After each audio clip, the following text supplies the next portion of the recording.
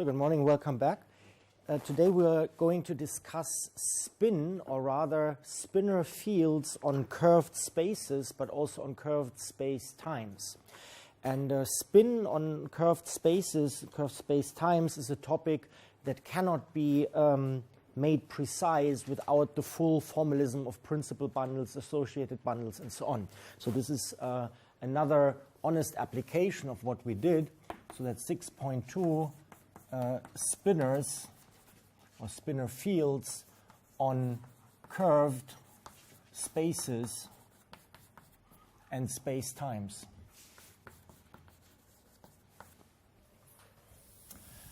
And in order to develop the definition of what a spinor field is, well, it will be a section of an appropriate bundle, and that appropriate bundle, that spin bundle, will be the associated bundle of some suitable principal bundle, okay, will be the spin frame bundle, that principal bundle.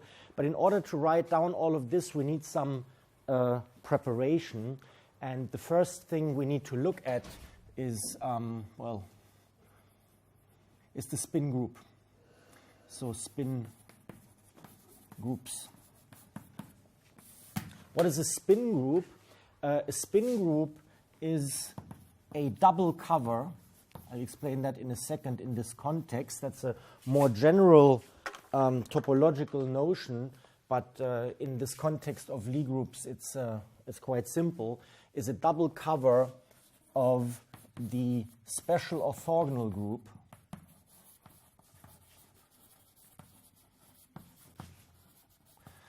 SON.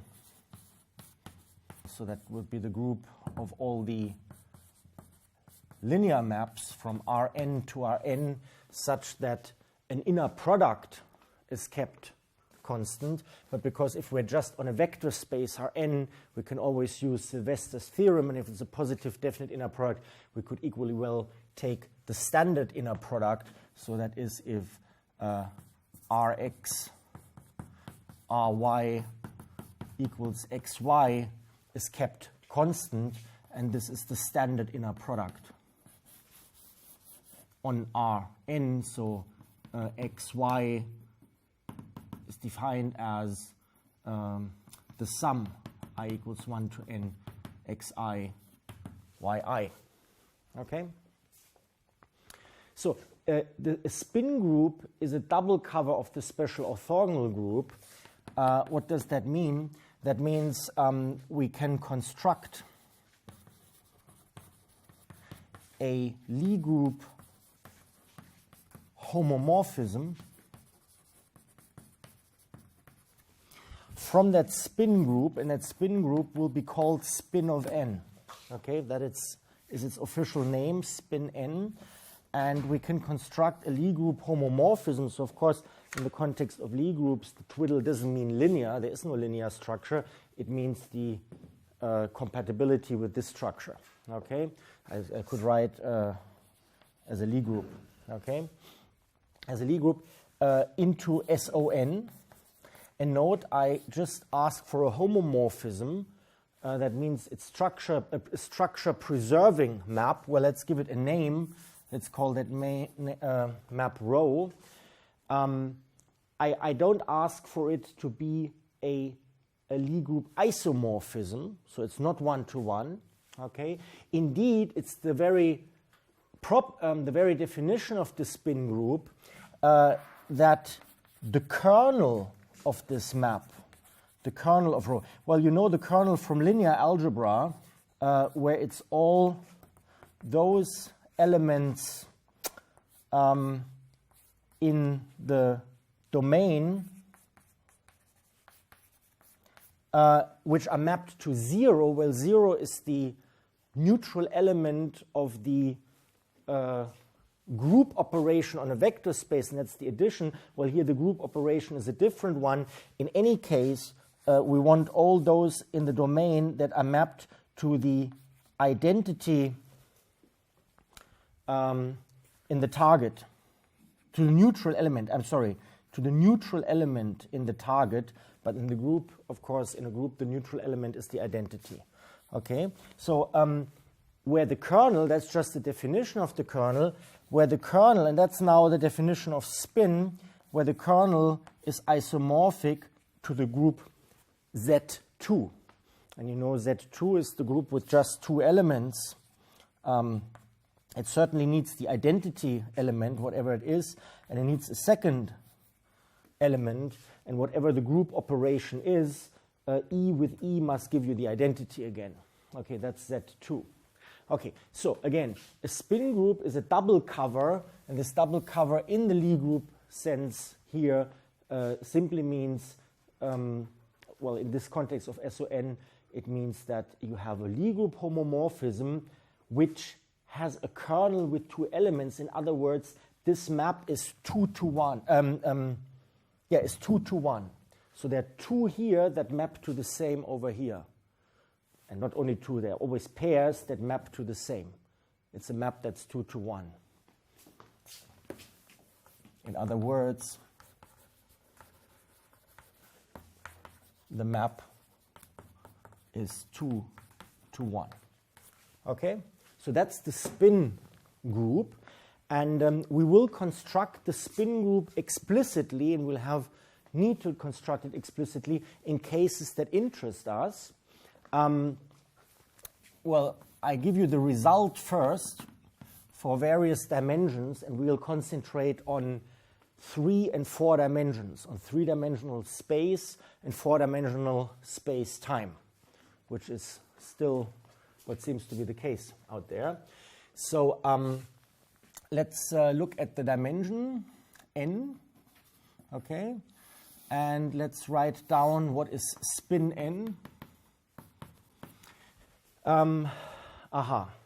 And we'll also look at spin, well, I'll do that in a second. So in 1, 2, 3 dimensions, what's this spin n group? Well, what you all need to know is that in 3 dimensions, the spin 3 group, spin 3 is SU2. Okay? One can check this. So that if n is 3, then SU2 does this trick, and we'll study that in detail. Okay. In 2 dimensions, it's U1, I think. And in 1 dimension, it's O1. Okay? And that goes on. Now, if I say that goes on, one calls these here coincidental isomorphisms. So we have spin n is as a group isomorphic to okay, but in some dimensions there is simply no other simple classical Lie group where this fits in. Okay, at least not in this simple way, and so this seems like a complicated definition, but as soon as we understood this, we can of course work with this as usual. Okay, so so if people say, oh, SU2 is the spin, so if you see the spin 3 group, you know it's SU2. If somebody talks about U1, you would know it's spin 2. Maybe they use it in another context, but that's the case. Okay. Now I said here that we're looking at SON. However, we could also look at, so extension of this idea, look at a row that goes from SOPQ, that defines spin PQ, which is a double cover of SOP, Q. And by P, Q, I mean that I no longer have a positive definite inner product, but I have an inner product with P pluses and Q minuses in the Sylvester form. Okay, and obviously this is of interest in relativity because there we have the Lorentz group, SO13, and there we need that. Okay, so we can also ask about the spin P, Q groups. Okay, and I just give a few examples of interest, and the examples of interest to us are, well, if any, it's certainly the 1-3 example, because that's a Minkowski inner product, okay? So we talk about the Lorentz group that goes with it. The question is, what is the double cover? So this remains. So the idea is, again, that the kernel of rho still ought to be isomorphic to Z2, okay? So the question is, what do we find for spin 1, 3? What are the spinners in 3 dimensions? And it turns out it's SL2, C. Well, it's isomorphic to it. So we can just take SL2C. You can't see this. We look at this, okay? So this needs to be proven. That's why I said result. So don't be puzzled. Then it's maybe interesting to look at 1 and 1, 2. That's like you take a thin film or something and you look at electrons in there. Well, if the electrons are effectively constrained to this in this thin film, you of course have the Lorentz group SO1, 2, and there the spin group is given by SL2, R. It just so happens. SL is special linear, so it's the general linear group, but only those elements that have determinant 1. Right? Of course, this was incomplete. What I wrote down here is the orthogonal group. I have to restrict this to determinant +1. So this S here is this extra condition that the determinant be 1. I'm sorry, I suppressed that. And I think spinners in 1, 1, so in 1 + 1 dimensional space-time, I think it's GL1R.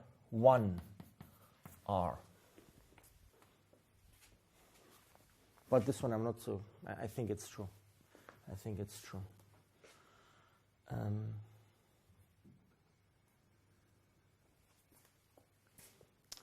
Okay. So here maybe we've been smarter. I mean, this is 1 dimension that goes like this. This is the 2 dimensions. Okay. This is 3 dimensions.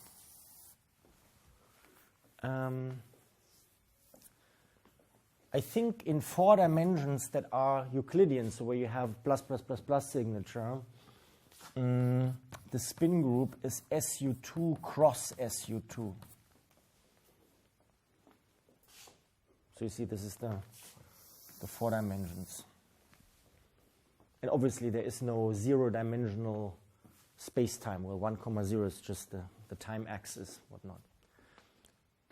Okay, so these are these accidental isomorphisms, which I have a very, very useful to work with that. And we will now focus on this one. Okay, focus on this one. So we would like to construct, because that's obviously the case in non-relativistic physics, in physical space in the lab. It's 3-dimensional, and we want to understand spinor fields in there. And once we understand this, it turns out that this case here, which is the spin 1,3 group, that's of course the spin group in 4-dimensional space-time. Well, I should always say at a point, so don't be confused. So if I say Rn to Rn, you shouldn't think of this as space-time. You should think of it rather as the tangent space to space-time, okay? Because it's only happening at one point, okay? And the whole point of the principal bundle approach will be to actually distribute this over the whole manifold, right? So very often we talk about Minkowski space as a vector space and so on. Well, that is very fishy, right? It's the tangent spaces to space-time that are vector spaces. So if I write here Rn, and we first have to get this algebraic stuff working, later on this will be identified with the tangent space to space-time. Okay, we'll come to that. Okay, so focus, so aim. Well, you could say, okay, why do you make this definition? Well, it will turn out to be important, okay? So we first have to work a little bit in order to have the structure we need. So our aim is to now construct a Lie group homomorphism rho that takes you from SU2 to SO3, okay, that's the case we're looking at, such that, so it's a Lie group homeomorphism, such that the kernel of rho is the Z2 group. And in order to do this, we need to make a few observations, okay. Strategy, make a number of observations. Okay, so let me try to discover this with you rather than just provide the constructions. Well, so we want to talk about this SU2 group, and we found before if we want to think about representations of the group, and that is certainly something if we want to put our hands on this, it's good to write down a representation in order to work with numbers, okay? And how can you always represent a Lie group? Well, you can represent it trivially, that's not so interesting, but can you always represent it by the adjoint action, right? And what is the adjoint action? The adjoint action of a group is how it acts on its own Lie algebra, okay? And so that's always a way to get a non-trivial action. So whenever you know nothing and you want to get started, why not look at the adjoint action, okay? So the first question is, what is actually the Lie algebra, little SU2, of SU2? Algebra of SU2. Well, you know that is a very long calculation if you want to do this properly in a differential geometric spirit, and I provided that to you in one of the previous lectures.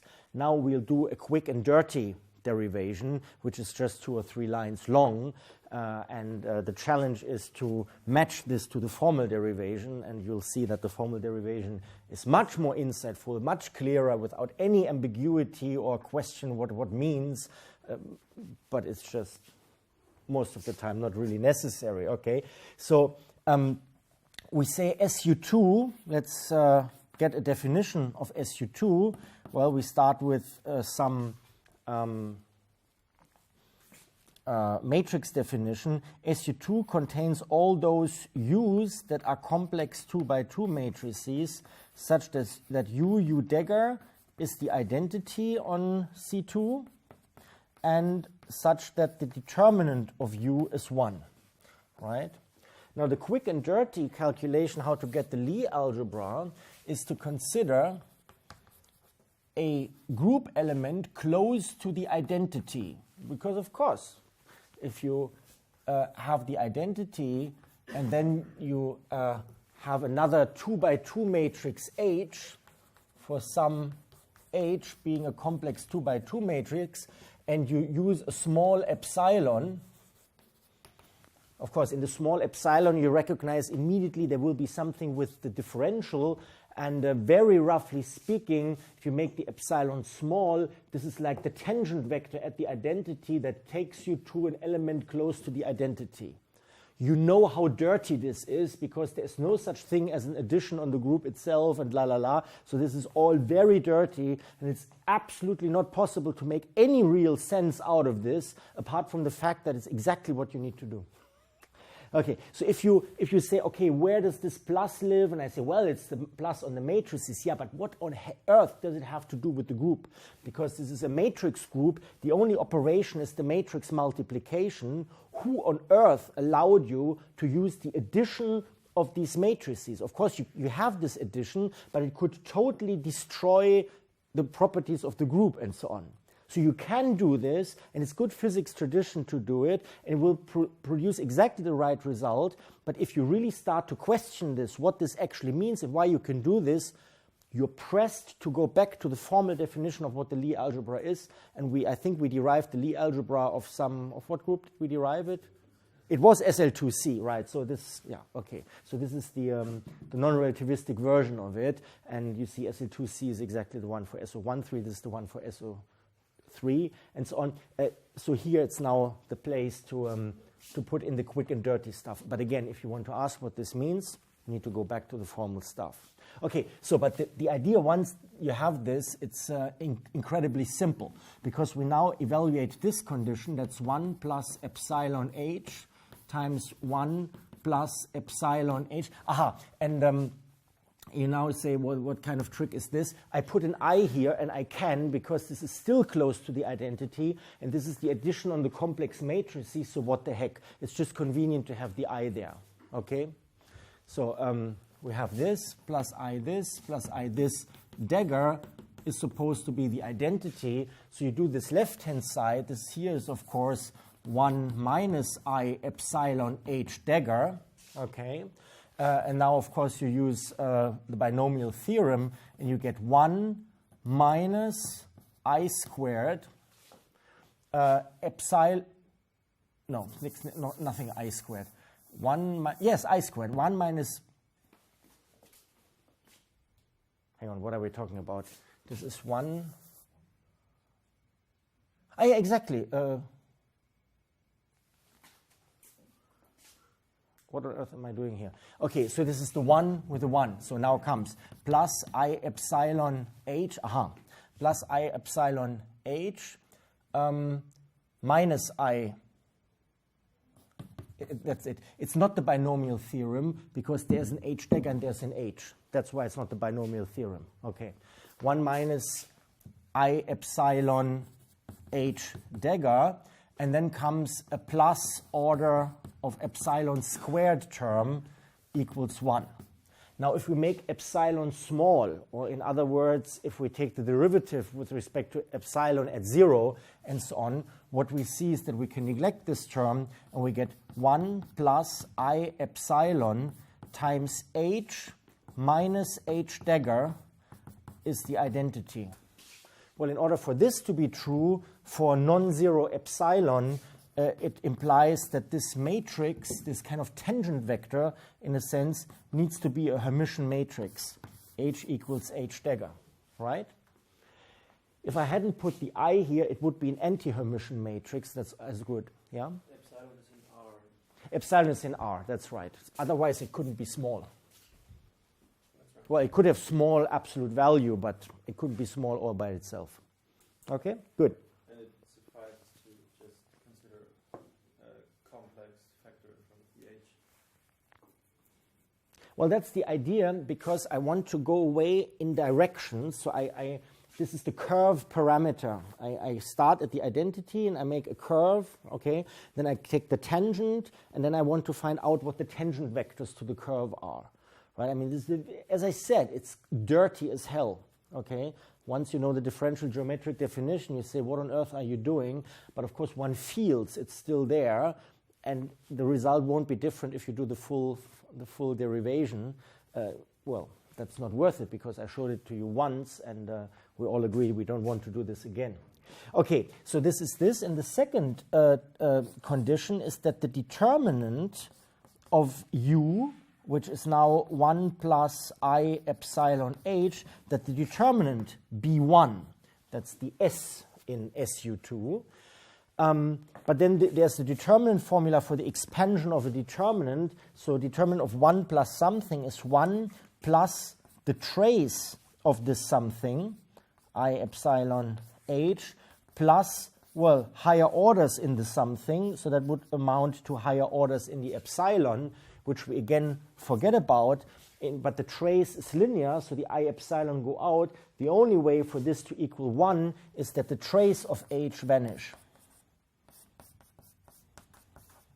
Okay? So what we found is that the tangent vectors at the identity are traceless Hermitian matrices in 2 dimensions. Okay?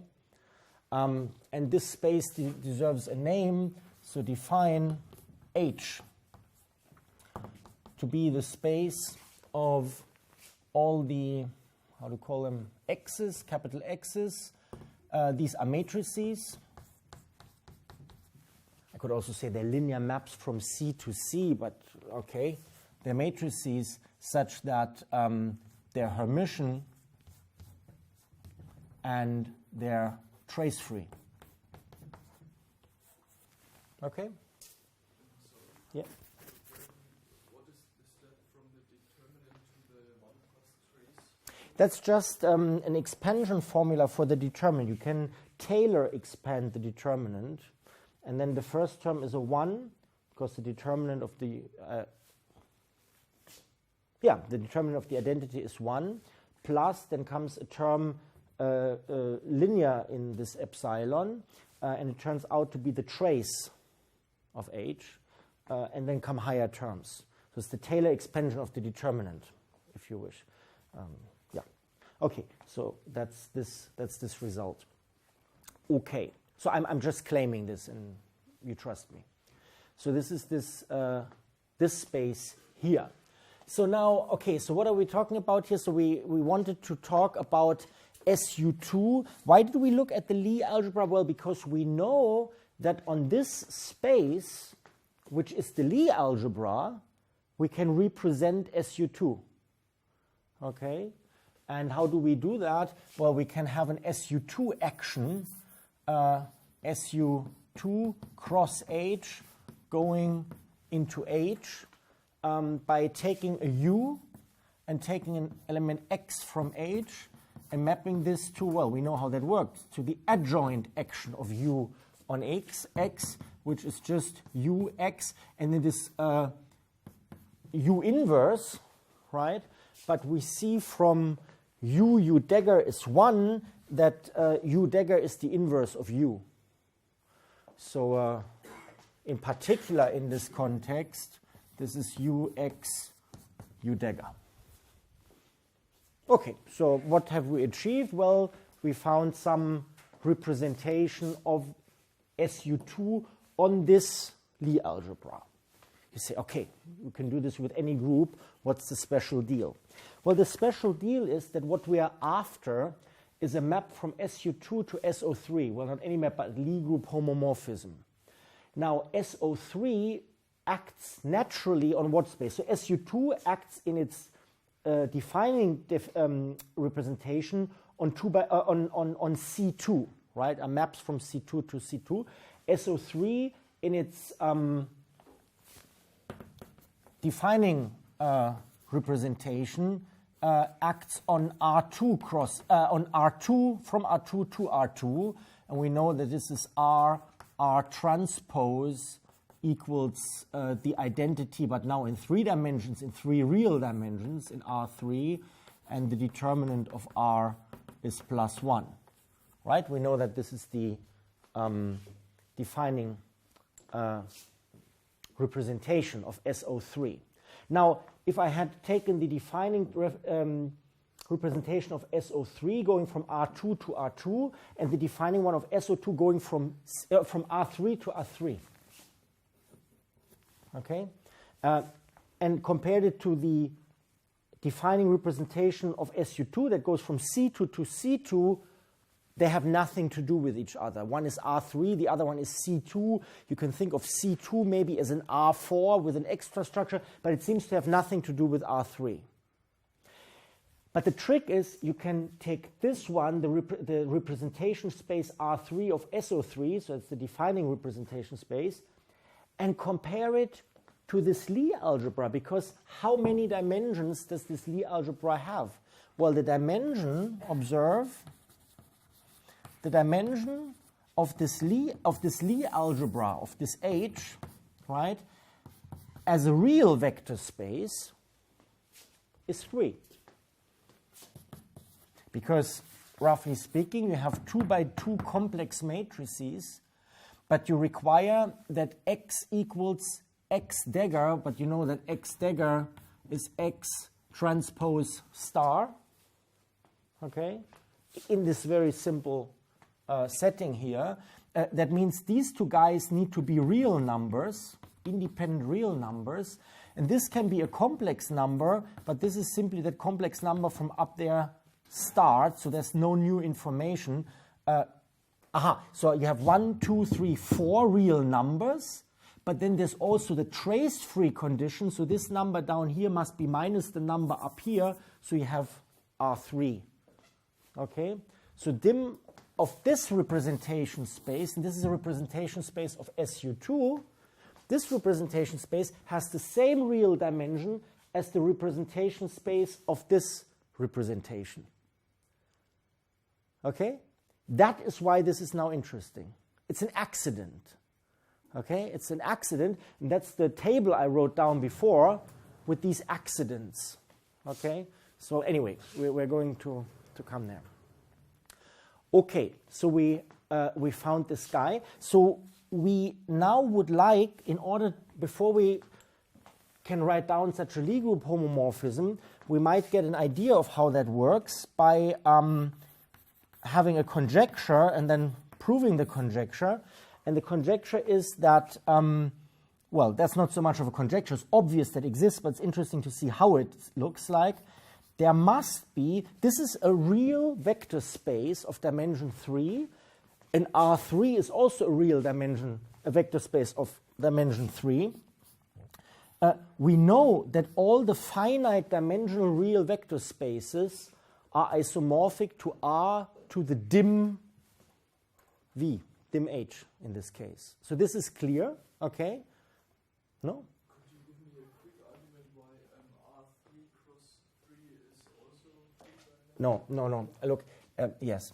So I confused you here. So this is right, what's written here. This is already the representing matrix. That means R is a linear map from R3 to R3. And hence, if I write down with these properties, this is the representation space of this group, because these R's are maps from V to V. You remember that a representation of a group was a map, we called it capital R. Now too many R's in here. A representation, let's call it curly R. A representation of a Lie group was the Lie group, in this case SO3, of the Lie group, into the general linear group over V of some dimension. And so general linear means it's all the linear maps that are invertible. You need this because otherwise you need to send the identity to the identity, and there must be respected, because you want this to be a Lie group homomorphism. If this is a group with some operation, blob, okay, then this GL is also a group, because you can always use the composition of linear maps. You make this into a group, okay, and this goes here. Usually it will be maybe some subspace, some subgroup of this here, but that's a representation. So you can consider SO3 as R's in end R3, in GL R3. But GL R3 are just the 3x3 real matrices that have determinant non-equal to 0. And if you then have SO3, you even know the determinant is +1. Okay? So that's the confusion. So it's not this R that's three-dimensional, but it's the representation space on which it acts. It's an accident that this guy is three-dimensional, okay? But I'm talking about the representation space in which it acts. Okay, so, well, it's not much of a conjecture. This is actually clear that this is the case. What's more interesting is, so this is as vector spaces.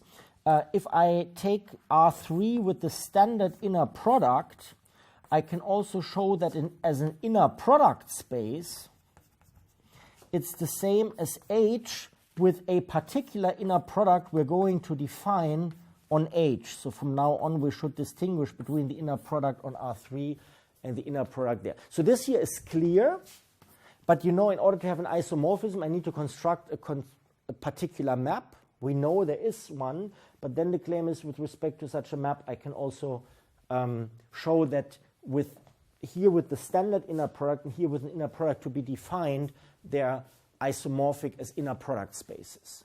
Okay, so again, we want to construct this Lie group homomorphism, but the first thing we do, we construct an isomorphism of representation spaces for the various Lie groups, and that will become useful in defining this isomorphism this Lie group homomorphism we're actually after. I mean, I could write this down in line 1, and then you say, how on earth do you come to this kind of expression for this map? Well, that's what we're discovering. So I try to show you how the thinking could have gone in some, if we didn't know the answer already. So in order to write down explicit maps, it's useful to choose bases. So choose bases. And the first basis we choose is E1 equals 1, 0, 0. E2 equals 0, 1, 0. E3 equals 0, 0, 1 of R3. So note, so sometimes people are confused because they say, hang on, you provide a vector in terms of its components, but isn't the whole point of a basis to introduce a basis per se without already using components with respect to another basis? You know what I mean? But it's not like that. R3 is R cross R cross R. Agreed? So this is the space of 3 tuples. So this is an honest element of here without having chosen a basis. Okay? So good. Okay. So choose basis of R3. And we choose another basis, namely sigma 1 being this guy, sigma 2 being this guy, and sigma 3 being that guy. You see, I learned them meanwhile, as a basis of this H space, because obviously these are 3 matrices. They all are trace-free, they're linearly independent, and they're Hermitian. So they must provide a basis of H. And now we want to explicitly construct an isomorphism, let's call it mu, from R3 into H. And I do this by taking a triple here, x1, x2, x3, and map it to x1, yeah, that's correct, x1 sigma 1 plus x2 sigma 2 plus x3 sigma 3. Or if you want to write this in short form, you may want to write it like this, but this is the definition. Obviously, there's an element of R3, and quite obviously, there's an element of H. It's a linear combination. Now, an interesting question is, okay, and obviously it's linear, because there's the x only appearing once here, and it distributes linearly here. Now, we find explicitly, and it's useful to write this down explicitly, the inverse. So mu inverse from H to R3 is given how? Well, now you give a matrix capital X, which is an element of the, is a complex 2 by 2 matrix, but with the restriction that it be Hermitian and trace-free. Okay?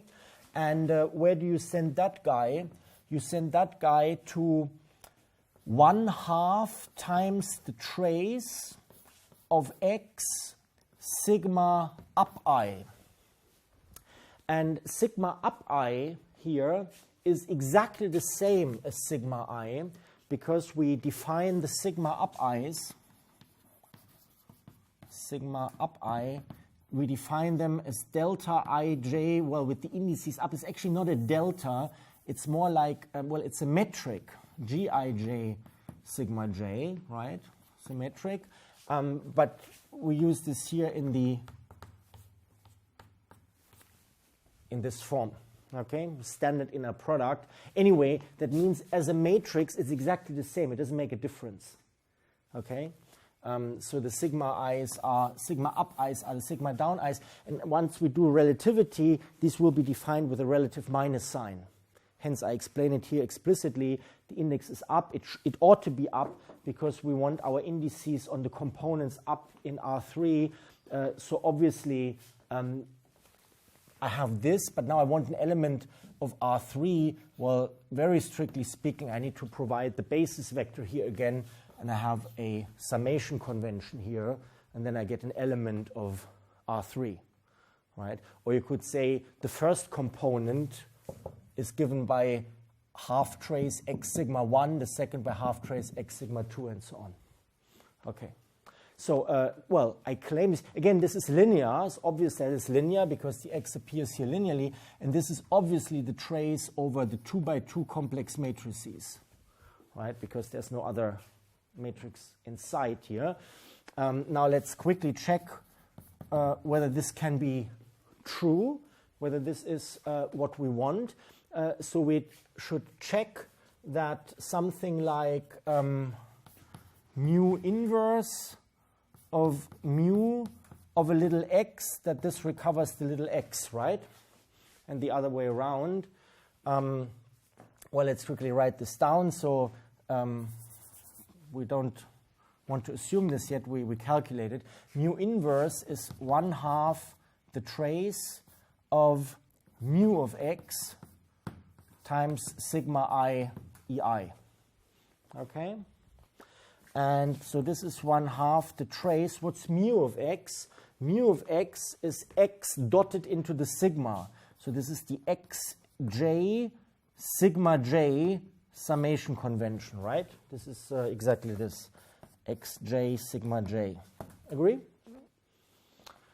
This times sigma I EI. Aha. So what's sigma j sigma I? Well, that's simple. We know, or we calculate quickly, that sigma I with sigma j down commutator is twice gij, where gij is again this thing, indices down is the inverse, but it's again 1, 1, 1, 1.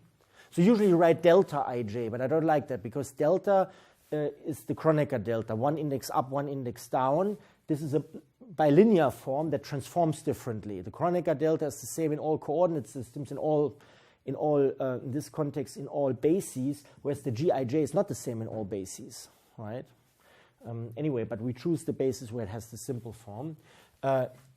You have this anti-commutator, looks like this, right? The commutator is up to factors, is the rotation algebra, right? The angular momentum algebra, but the anti-commutator is precisely this.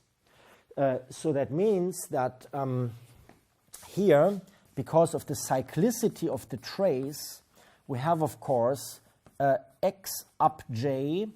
Well, I can write down here delta I down k if I write gki up here. You agree? But then this is the trace over the 2 by 2 complex matrices. These are just, for every ki is just a real factor, so I can pull it out. And then I have sigma j, sigma k here, and then I can write this as sigma j, sigma k, and because of the cyclicity of the trace, plus sigma k, sigma j, but I doubled the trace in this case, so I have to have another compensating factor of 1/2. This thing, bracket closes, EI GKI. Happy so far? So, but this is because of the cyclicity of the trace, nothing else.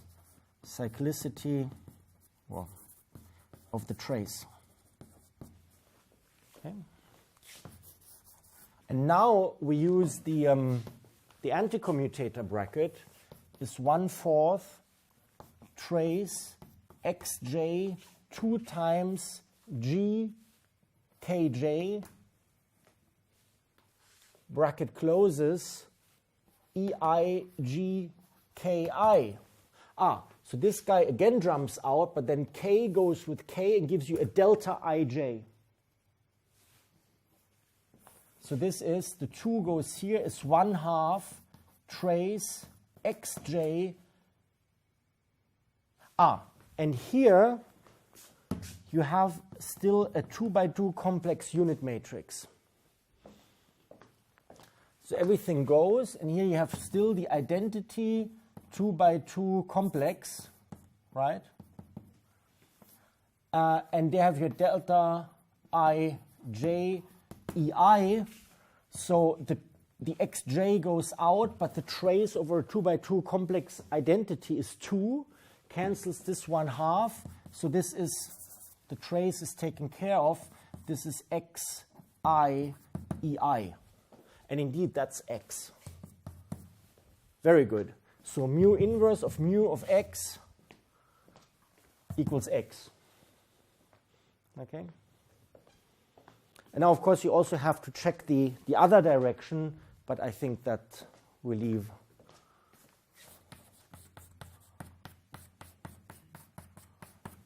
Similarly, this is the case. So indeed, that's the proof. It's a linear map, this mu, and we explicitly constructed its inverse. Hence, this is an isomorphism.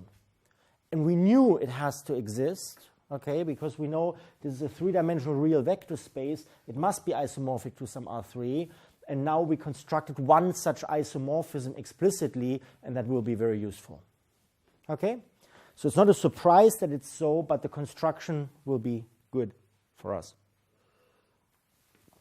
Questions so far? Good. So now I made an extended statement. The extended statement is, so extended claim, that if I now equip R3 with its standard inner product, which now all the time I called small g, but it's just at one point an inner product on this, it's not a metric field over a manifold R3, it's just an inner product on this vector space, okay? I claimed that this as vector spaces has the same structure as H with an appropriately defined inner product on there. What does that mean as inner product spaces? It's isomorphic. Well, it means it's isomorphic as vector spaces and, well, in order not to get too confused, I called it before inner product on R3. Let's keep it now. I mean that there is an isomorphism between the spaces which we just constructed, and we need an additional condition in order to have them isomorphic as inner product spaces. And of course, what would it be? I take two elements of R3, and I take the inner product on R3, and then the result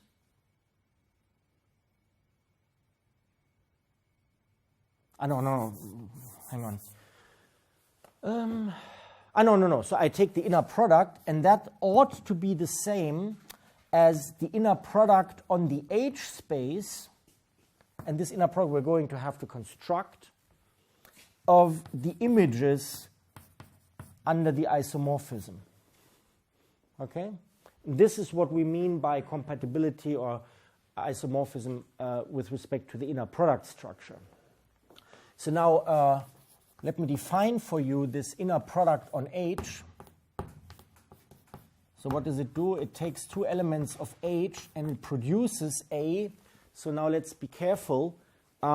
This is, well, it needs to be a real inner product, because otherwise, hang on a second. Is this real valued? Well, it better be. Well, it's only under this map, but this map is anything. I think it's real valued.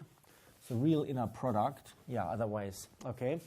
And what do? We take two elements, capital X and capital Y, so 2 by 2 complex matrices that are Hermitian and trace-free, and we define this to be, again, 1/2 the trace of X matrix multiplication Y. So this is the multiplication on 2 by 2 complex matrices. Okay. So I claim that's an inner product. Right. So why is it symmetric? Well, it's symmetric because of the cyclicity of the trace. Why is it positive definite? Well, you take the x squared, but that's an element always of these guys. You check that this is always non-negative or positive unless x is already the 0 map. And yeah, and in principle, you also have to check the triangular inequality. However, if you can show that this holds, then of course you know, because there's an isomorphism, this mu, you know this has all the properties that this guy has. Okay, good. So that's this guy. Yes, that's the right thing. So shall we quickly check? So I take, where do we best start? Maybe we start there. So proof. So proof of what? Proof of carpet, and this is the equation carpet. Okay. So let's start with the mu of some x and the mu of some y, where x and y are of course just elements in R3, vectors here, with respect to h. So what is this? This is 1/2 the trace times mu of little x, mu of little y. This is 1/2 the trace of, what was mu? Mu was xi sigma I. Then this here was the blob here. The blob here. This is yj sigma j, of course. And the trace, also here the trace is of course the trace over complex 2x2 matrices. So this is for every ij, this xi, xj are numbers. So this is xi, yj, and then we have the trace of sigma I, sigma j. Well, that guy we met before, we can write this as 1/2 the trace of this plus sigma j, sigma I, simply because the trace is cyclic, and then we can use that this is 2 times gij times the identity on the 2x2 complex matrices. This 2, because the trace is linear, goes against this 2, the trace and the gij jumps out, and then there's another trace over this complex matrix here, and that goes against this one. So what we end up with is xi, yj, gij, and that's precisely what we defined to be the standard inner product on R3. Okay? So yes, indeed, this inner product is the same as this one under this isomorphism mu. So again, we had the R3 with the standard inner product, and we saw that as inner product spaces, they're isomorphic. This one is isomorphic to H with the just defined inner product. And we know that the defining representation of SO3, so the vector representation, or the defining representation as we called it, acts on R3, and we know that the adjoint representation of SU2 acts on H. Well, it must, because H is the Lie algebra of SU2, and the adjoint representation is precisely this. It's the action of the group on its own algebra. Aha! But now we can check whether the adjoint action really keeps this inner product invariant, which if it does, we can use all these constructions, and that works because the vector rep keeps exactly this inner product invariant. Now the question is, does the adjoint representation keep this inner product invariant? And, well, you bet, because keeps this inner product invariant. Because, well, let's look at it. We take add u acting on some x, add u acting on some y. Well, this is, of course, 1/2 trace add u on x dot add u on y, because that's the definition of this H product. And this is 1/2 trace u x u inverse, well, or u dagger, it doesn't matter in this context because it's SU2, times u y u dagger. But now this is the identity, and you can also pull this u dagger here because of the cyclicity of the trace. This is yet another identity. This is 1/2 trace x dot y, and this is just x, y, h. Aha. So the adjoint, so the defining representation on R3, SO3, was defined as the transformations that keep this inner product invariant and have determinant +1. The adjoint representation here was not defined by keeping any inner product invariant. It was, well, originally the SU2 has of course a defining representation by keeping some Hermitian inner product invariant, but that's certainly not this one. But now the adjoint one can be understood as the group that keeps this inner product invariant. Okay, so now we have all the elements together, and we can now dare to conjecture that we have a map from SU2 down to SO3. Let's call this map rho. That's a Lie group homomorphism. And I need to write it down. And so I need to take a matrix in SU2. Hang on.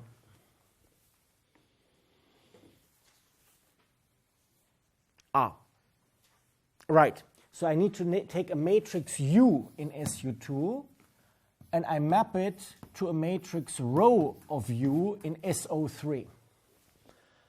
And now I need to tell you how this map rho of U looks like. So if it lies in SO3 and should lie in the defining representation of SO3, it needs to be a linear map from R3 to R3. Now this map I define. So I define this image as a map because the image is a map. Okay? So this is rho of U acting on a little x that comes from R3. And I define the map if I define it for all x in R3. And I need to define element of R3. No, I can do this better. I can do it without the x. I define the U to be, now I'm no doubt inspired by the constructions from before, trying this a little, you use 1/2 trace.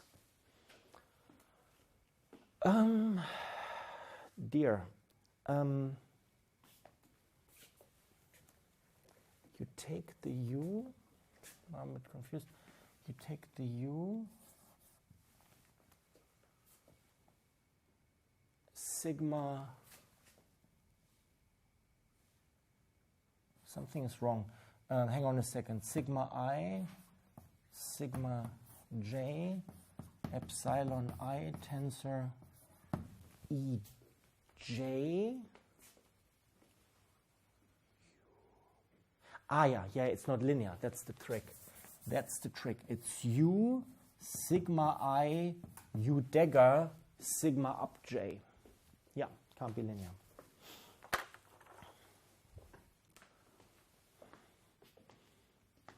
Yeah, that's my definition. That's how I define this map. So I associate with a SU2 matrix U.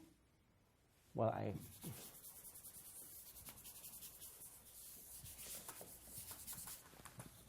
with an SU2 matrix U, I associate an SO3 matrix. I claim it's an SO3 matrix. We have to show this. Rho of U defined by 1/2 the trace. This is the trace over the complex 2x2 matrices. I employ this U matrix. Then I take the sigma I take the U dagger. I take the sigma up J. Then I have IJ running from 1 to 3. And I use here, and the epsilon I is the dual basis to the east that I defined. So epsilon I acting on EJ is delta IJ. It's the dual basis of the dual space. This is a complex matrix, okay? But the trace of it is real. One can check that. So I have real numbers. IJ, so this whole thing is an element of GL3R for sure, because this eats a vector and this spits out a vector. This is, of course, a basis for linear maps from R3 to R3. Okay? And these are its linear coefficients. So it's clearly an element of here. In fact, SO3 is an element of here. So that's an element of GL3R that I see immediately. That's an element of SO3, so of a particular subgroup of this I need to show. Okay? So I construct this map. So I have to obviously need to show a number of things. So proof, we need to show. So the first thing we need to show is that indeed rho of SU2 just only takes me to the SO3 subgroup of GL3R. Okay? So that we, no? Okay, so let's try to do this first. So how do we do this? Well, we have to check whether if we take the rho u on an x and the rho u on a y, so remember this is a unit, this is an SU2 matrix, but rho of u is an SO3 matrix. Well, if I want to show that this rho of u is SO3, I must calculate and I must get the inner product of x and y, because that's the defining property that it be in O3. And then I also need to calculate the determinant of rho of u, and that's 1, and then I'm done. Okay, so let's first calculate this guy. So this is now the inner product on R3. But now we're trying to be clever about this. So this is the inner product on R3. And we already know that if I take this inner product and I apply a mu to it, then I can convert it into an inner product on H. Right? So I know that this is the same as an inner product on H once I apply the mu to it. Agree? Because we had this thing inner product of mu something else is the inner product on H. Sorry, without the mu, then apply the mu. Okay, we just proved this. This is this. But now you see, remember what the mu was. The mu was in particular the inverse of the mu inverse. Okay, let's not be silly. So what was mu inverse? Mu inverse then went from H back to R3, agree? And it was x being sent to 1/2 trace of x sigma I EI. Is that correct? Is that what we defined? I think that's what we defined, right? That was the back transformation. And don't we see so nicely here that our definition of rho of u is precisely something of the type, it's a mu inverse. It's the mu inverse of this being, taking the role of this x here.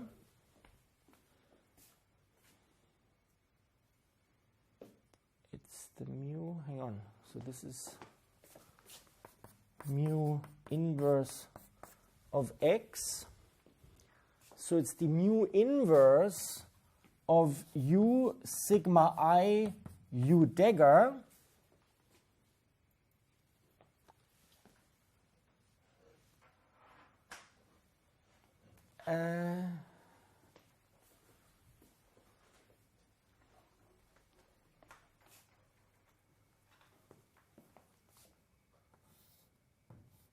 epsilon I, hang on, and mu inverse sigma j.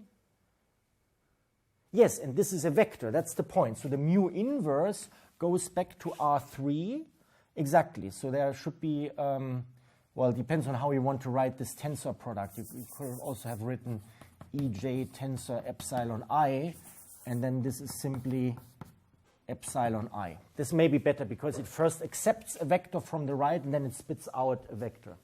It's better up there. And so now the point is that this entire guy here,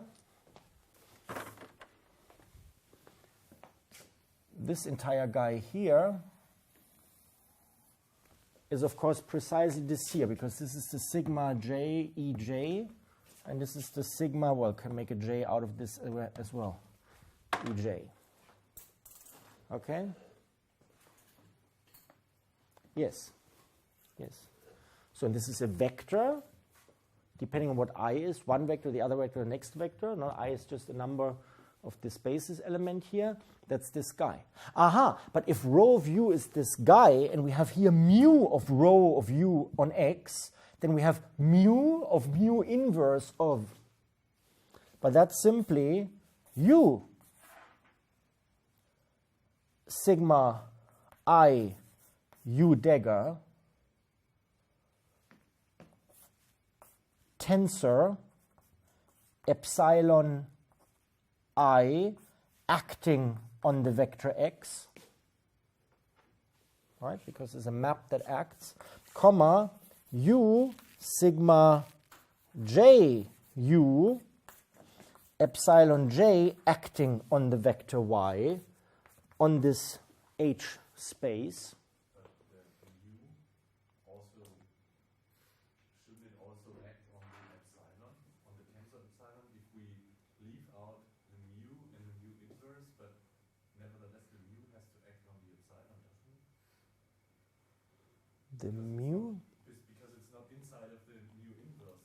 No, this is all inside. Mu of the entire yes, but okay. Hang on. Rho of u of the inverse of the mu. Okay, what does the mu act on? But the mu only acts on the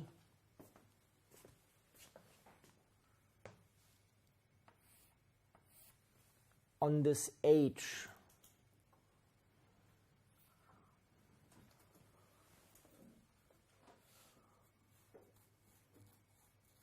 Yeah, but it doesn't act. No, it doesn't act on it. I mean, it's.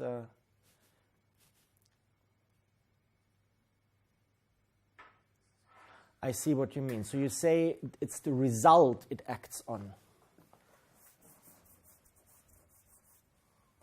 So this is what you want. You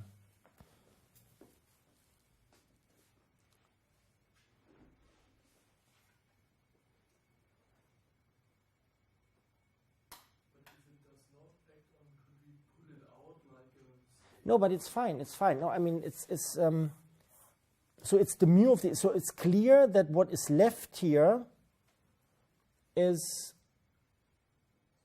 I see.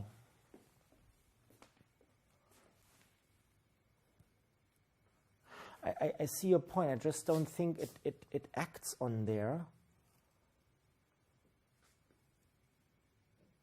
Okay, let's write it. I see your point. You say the.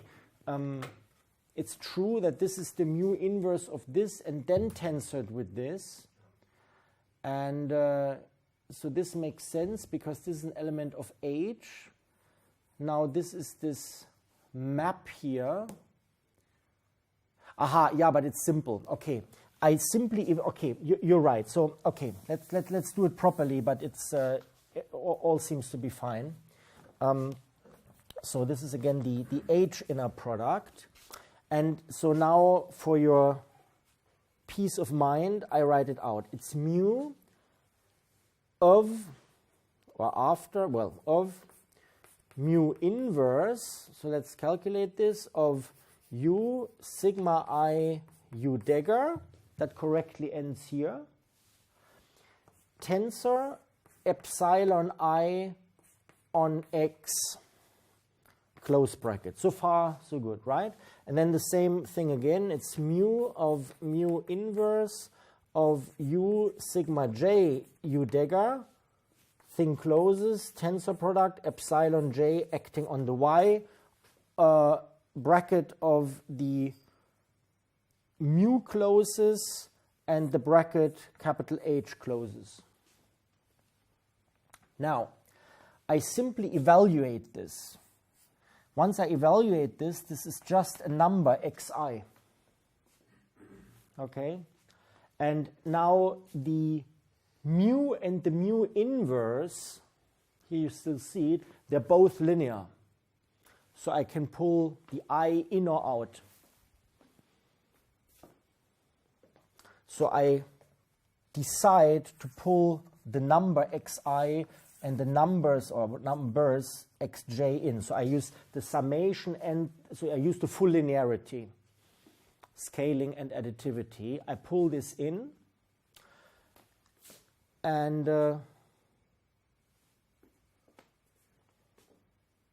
Right, I pull this in, that's correct, that's correct. And then I really have mu of mu inverse, and that's it.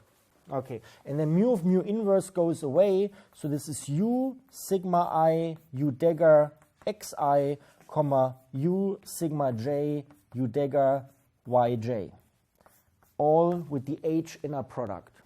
Yeah? When the x and the y is plugged into the epsilon, the tensor product is, we can get rid of this. Yeah, it's just a number. Because That's right. Yeah. But now it says something tensor product number, and this is a little bit strange. No, it's exactly the definition of what the tensor product does, because if you have maps T tensor S and you apply them to omega comma E or something, then, to omega cross E, then it's exactly T of omega times S of E, and that's this times, that is the definition of the application of the map, and the epsilon is a map on these guys. Yeah, that's right. Because precisely because of this, the tensor product should be Yeah, exactly. That's the dot. That's right. Thank you. It's yeah, that's fine. Very good. Okay, fine. And now we use the definition of the H inner product, and you remember that was 1/2 the trace of the product of everything that's in there. But the xi and xj for every ij is a big sum, and the trace is linear, so xi yj. And there's just the trace of u dagger sigma I u dagger sigma j u dagger. And of course they all go, there's one dagger too much here, this one is wrong. So they were wrong, right? So this is the identity. This is the u dagger by cyclicity. Also the identity is the trace of the sigma I, sigma j. And sorry, it's 1/2 the trace. And we calculate the number of times. That's 2 times gij. The 2 goes against this 2, tralala. In the end, what we get is the inner product of x and y over R3. And that's exactly what we wanted to show. So from this, it follows, so from this calculation, it follows that the row of u is certainly in O3. It's an orthogonal transformation. It's not yet SO3. In order to show that it's SO3, you also have to calculate the determinant. To show row of u lies in SO3, show that the determinant of row of u, so this is now the determinant over real 3×3 matrices, that this is 1. And the trick here is you need to use the epsilon definition of the determinant of an endomorphism. Okay. Anyway, problem sheet. There may be no problem sheet, but you know, if I write problem sheet, that's it's an imperative. Okay, good. So we have this. So what we did so far, we showed that indeed the map, the funny map we defined here, really takes SU2 to SO3. Okay, but we wanted to show much more. We wanted to show that it's a Lie group homomorphism. Still to show that this map rho is a Lie group homomorphism, so rho of two guys from here, one after the other, is the same as the composition of two guys of the images here, right? Still to show that this is a Lie group homomorphism. I also leave this to you, because it now always works like the stuff we did before, problem sheet. And finally, we want to know what the kernel is. What's the kernel of rho? Well, let's look at this. The kernel of rho, those are all elements u in SU2. for which the map we just constructed, rho of u, and what was this map? It was 1/2 trace u sigma I u dagger sigma up j ei tensor product epsilon up I, and it was the e j, okay, that this guy is actually the identity map on R3, but this it is if the components of it are delta ij or delta ji. Agree? That's this guy. So now again, it's a matter of playing around a little bit with it, but it's pretty clear that if U in SU2 here is a solution to this, then also minus U is. No? Because the U appears there quadratically. Okay? And from this you learn that there are two in there. Okay? Good. Okay, so thus spin 3 equals SU2 as claimed.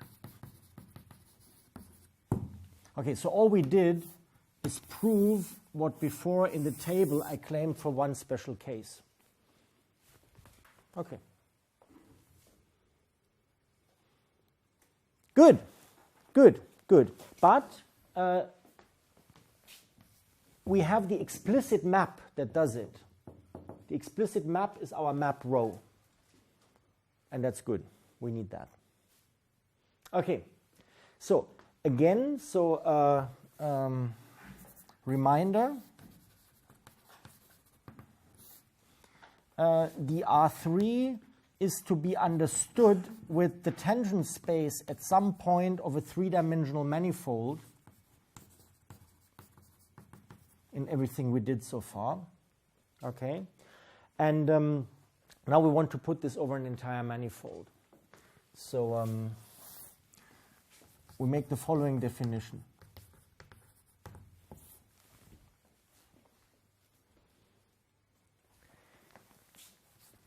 A spin frame bundle,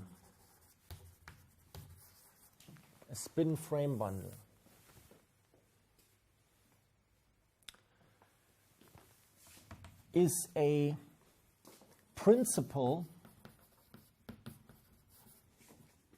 A spin frame bundle over a three-dimensional manifold M is a principal SU2. Well, let's not be silly. Okay, a spin frame bundle over an n-dimensional manifold. Let's not do 3. An n-dimensional is a principal spin n bundle with the pretty name P, totally new that the principal bundle is called P, okay? And all I do is I take a particular group, namely the spin n group. It's a principal spin n bundle such that, the whole diagram is such that from there I have a map to the orthogonal frame bundle OLM over M. So this is the pi of the orthogonal frame bundle. Well, you know what the frame bundle is, LM. And the orthogonal frame bundle requires that every frame, so OLM is like LM, is like the frame bundle, with the restriction, so I don't allow all frames, with the restriction that if I have a frame that the EI and the EJ, and now orthogonal I can only do if I equip the manifold M with the Riemannian metric. So this be a Riemannian metric. Did we define in this course what that is? Well, a Riemannian metric is a second-rank tensor field, so it's an element of the sections of T0 to M that is symmetric. Gxy is Gyx, but now x and y are tangent vector fields to the manifold, and that is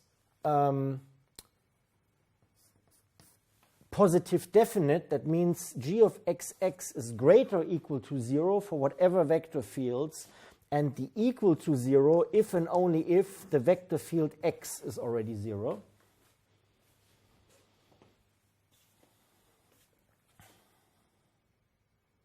That's it.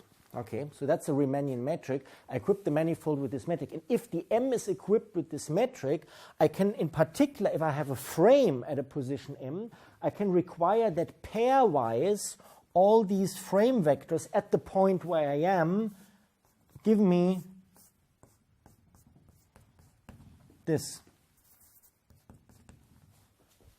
That only the, if I take the first with the first, I get 1, and that all the first with the second gives you 0, so they're orthogonal to each other. They're orthonormal. Okay, and so this is the orthonormal frame bundle. It's like this one, but I restrict to only frames that satisfy this condition. And in order to do so, I need a Riemannian metric. I can't do this on a smooth manifold. Okay. So, such that, this is a principal spin n bundle, such that, well, first of all, such that this diagram, where there's a map phi up here, that this diagram A commutes. So you can first go from the spin bundle to the orthogonal frame bundle and then project, but that's the same as if you had projected immediately. That's the first thing. And the second condition is that this is a bundle morphism, and it's that phi, this bundle morphism, is supposed to be rho equivariant. What does that mean? Well, we met that before. You see, if I now want an equivariance condition, I have a group here. The group can act on the total space, and I act on the total space with a phi. So I can take the phi and apply it to a point P in here. But because this is a principal bundle, there is a spin n right action. So let's call it U. Okay, a spin n right action. And an element of spin n, let's call this U. And I want to require that this is compatible, that I first map the point P over here, but now I'm on the orthogonal frame bundle. And I would again like to act from the right, because this is also a principal bundle. I act on the right. It's another right action on here, so I should make this the solid right action. So this principal bundle comes with a solid action. This principal bundle comes with the non-solid action. It's a different bundle. But I cannot act on here with spin n, because spin n only acts on here. Well, by definition it acts on here.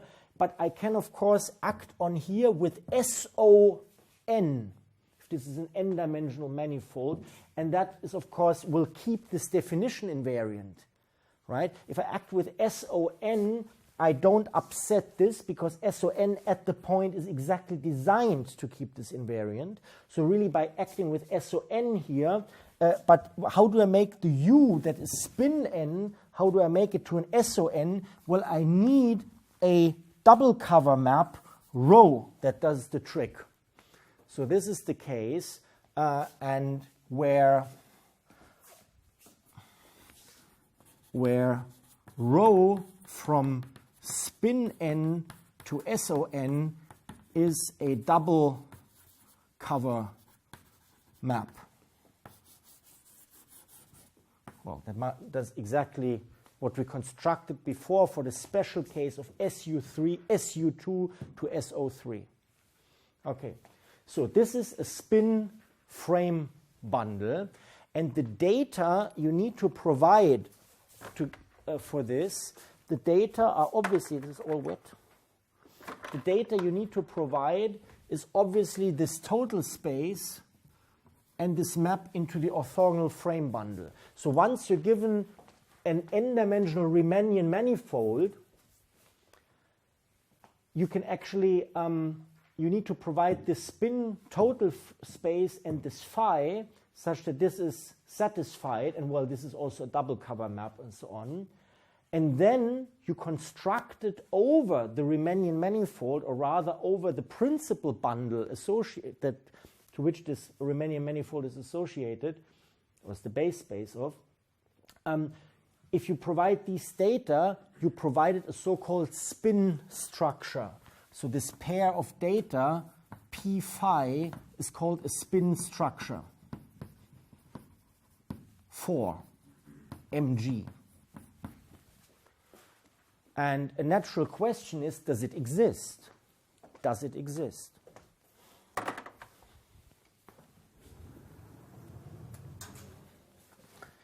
And the complicated answer is, it exists if and only if the second Stiefel-Whitney class vanishes. And that's a topological invariant that you can look up how to calculate. Now, for our special case, there is a nice theorem that says when it does that, a Riemannian manifold admits a spin structure if and only if the second Stiefel-Whitney class, which is a topological invariant, we're not treating here, but you can look that up, vanishes. So it means you can always decide whether you can put such a spin structure on a Riemannian manifold. Special case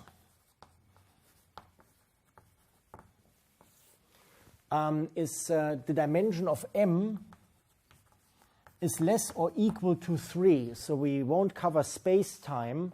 Well, anyway, as I defined it, it's anyway only for Riemannian manifolds. But of course, this can be extended naturally to spin 1, n minus 1, and so on. Dim M less than 3. And then if M is compact and M is orientable, then a spin structure exists, always exists. Well, compact, we know it's a topological notion. What's orientability? Well, orientability can actually be defined in terms of the chart transition maps. If you can restrict the chart transition maps such as to have positive Jacobi determinant everywhere, and you can restrict the atlas such that you still cover everything, then the manifold is called orientable. So this goes back right to the beginning where we impose structure.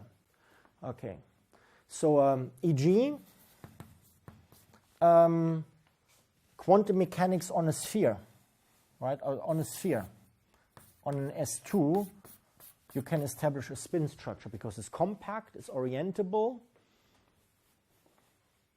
and has dimension less than 3. Or less or equal to 3.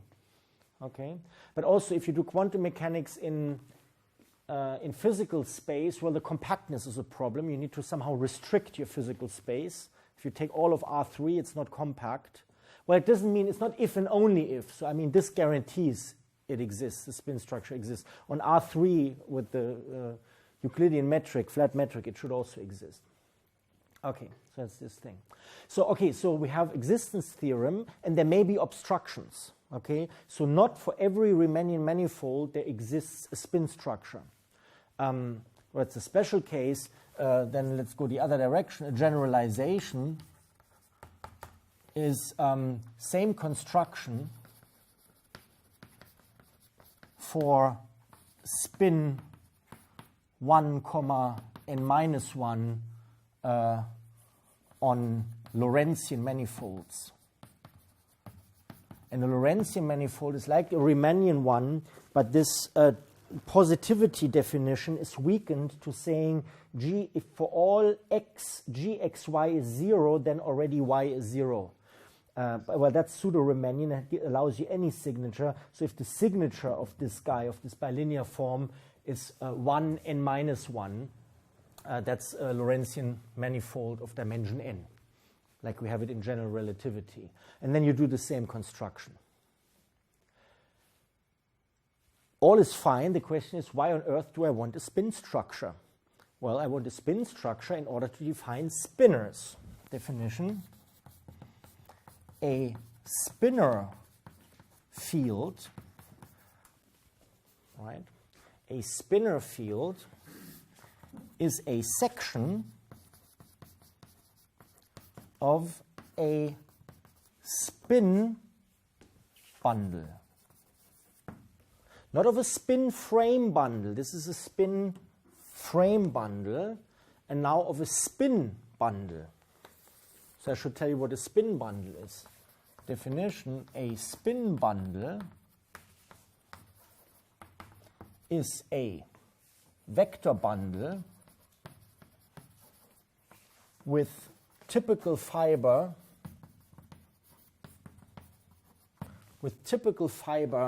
F, so vector space,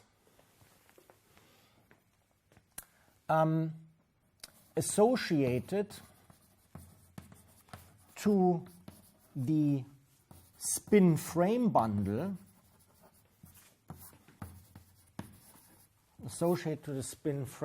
by virtue of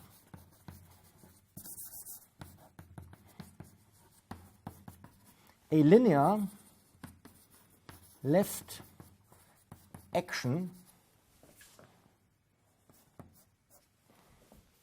Now, if you have a frame bundle, you have a principal bundle. Sorry, if you have a principal bundle, you can write down an associated bundle if you provide a left action on the fibers you want to have. By a left action, well, a left action of the spin group that you have here, so whatever signature, on this fiber. It's a linear, supposed to be a linear action. So if you fix spin, then this is a linear. If you fix the element from spin, then it's a linear map. By virtue of a linear left action, that is a representation of spin. So you want this to be a representation space, right?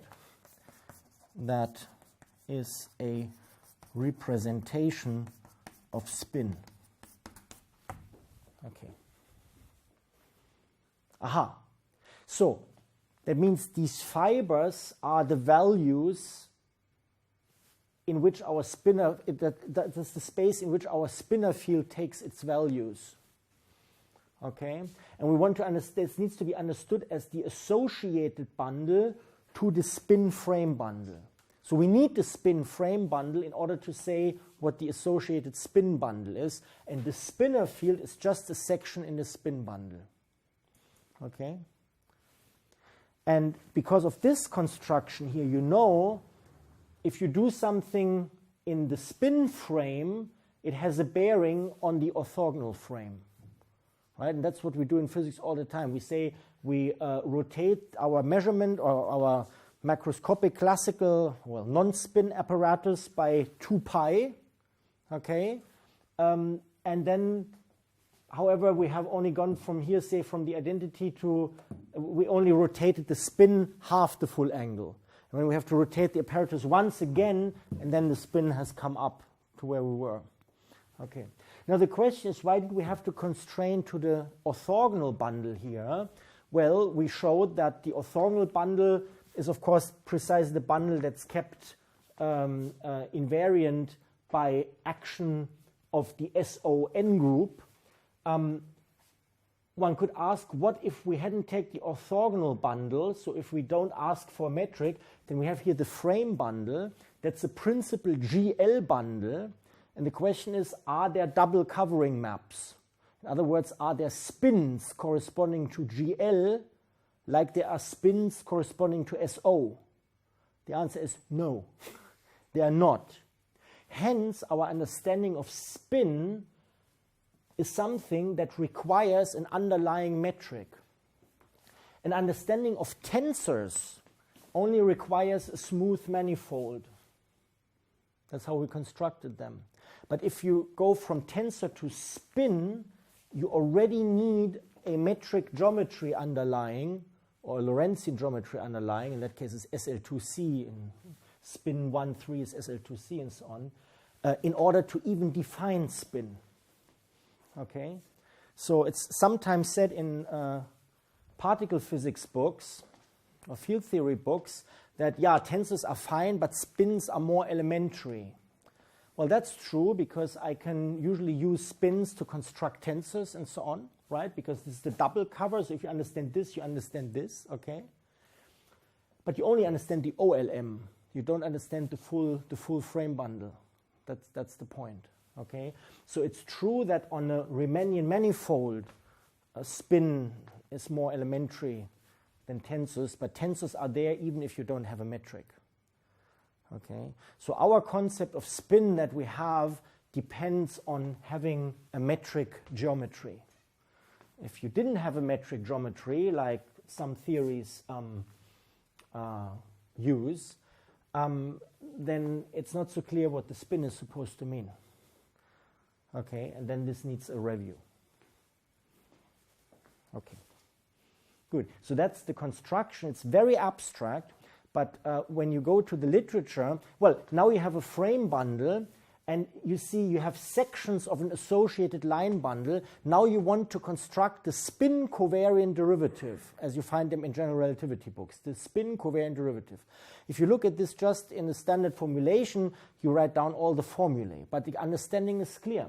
A section of the associated bundle can be made into a spin n equivariant fiber-valued function on the spin frame bundle, like we did it last time. Then you can push the whole thing down by choosing a particular section of the spin bundle. You get the local version in terms of Young-Mills fields and so on. And the formula in general relativity books you find for the spin covariant derivative, sometimes mysteriously defined there, is exactly the construction we did before for general covariant derivatives of sections of associated bundles. Okay? So if you only think about the spin, you forget this part. This is just to define how this P needs to be constructed, and you do the construction from last time, and you get the spin covariant derivative. It's just the covariant derivative that has to do with choosing a connection on the principal spin n bundle. It's totally exactly the same as we did before, now for the spin n bundle. So there's no mystery what the spin covariant derivative and the spin connection and all of that is. By spin connection, people usually mean the Young-Mills field of the connection chosen on the spin n bundle, the push down, the pulled back Young-Mills field along the action, section here. Okay, so all this unifies, it actually precisely defines what you find in GR books. So unfortunately time is up, so I'm not going to write this down in more detail, but if in the future you meet this, you can refer to here, and then you really understand what's going on in standard fashion.